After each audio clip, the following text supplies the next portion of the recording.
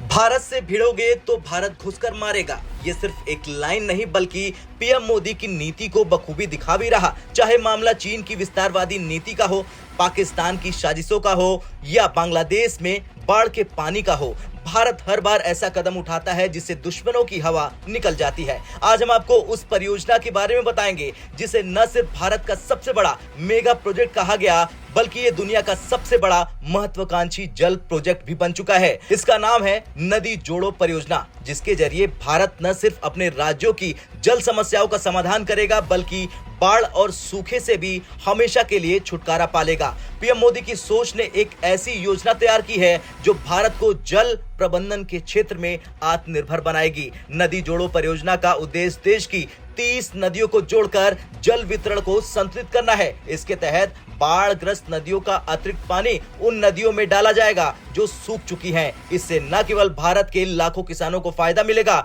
बल्कि बिजली उत्पादन और जल परिवहन में भी क्रांतिकारी बदलाव आएंगे। अब सवाल यह कि बांग्लादेश को क्यों इस प्रोजेक्ट से बेचैनी है या फिर यूं कहें कि परेशानी है। दरअसल बांग्लादेश की ज्यादातर जल आपूर्ति भारत से आने वाली गंगा और ब्रह्मपुत्र नदियों पर निर्भर है। नदी जोड़ो परियोजना के बाद भारत अपने पानी का बेहतर प्रबंधन करेगा और बांग्लादेश को मिलने वाली पानी की मात्रा भी कम हो सकती है। इससे बांग्लादेश की कृषि और जल आपूर्ति पर बड़ा असर पड़ेगा। अब नदी जोड़ो परियोजना कैसे बदलेगी भारत की तकदीर, ये भी जान लीजिए। दरअसल हर साल भारत के कुछ हिस्सों में बाढ़ और कुछ हिस्सों में सूखा पड़ता है। इस परियोजना से पानी का समान वितरण होगा जिससे सूखा और बाढ़ दोनों का समाधान हो जाएगा। परियोजना के तहत बनने वाले डैम और रिजर्वायर से लगभग 34,000 मेगावाट बिजली का प्रोडक्शन होगा। ये भारत को ऊर्जा के क्षेत्र में आत्मनिर्भर बनाएगा। किसानों को बारिश पर निर्भर नहीं रहना पड़ेगा। सिंचाई के लिए पर्याप्त पानी मिलने से भारत की कृषि प्रोडक्टिविटी में भारी वृद्धि हो जाएगी।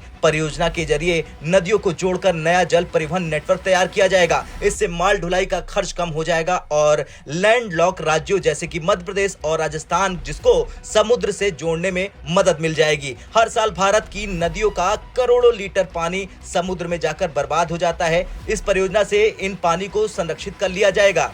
इस परियोजना में भारत की 37 प्रमुख नदियां शामिल हैं, जिनमें उत्तर भारत की नदियां जिनमें गंगा, ब्रह्मपुत्र, यमुना और घाघरा शामिल हैं। दक्षिण भारत की नदियां जिनमें गोदावरी, कृष्णा, कावेरी और पेरियार शामिल हैं। पश्चिम भारत की नदियां जिनमें नर्मदा और तापी और पूर्वोत्तर की नदियां जिनमें सुबनसिरी और तिस्ता शामिल हैं।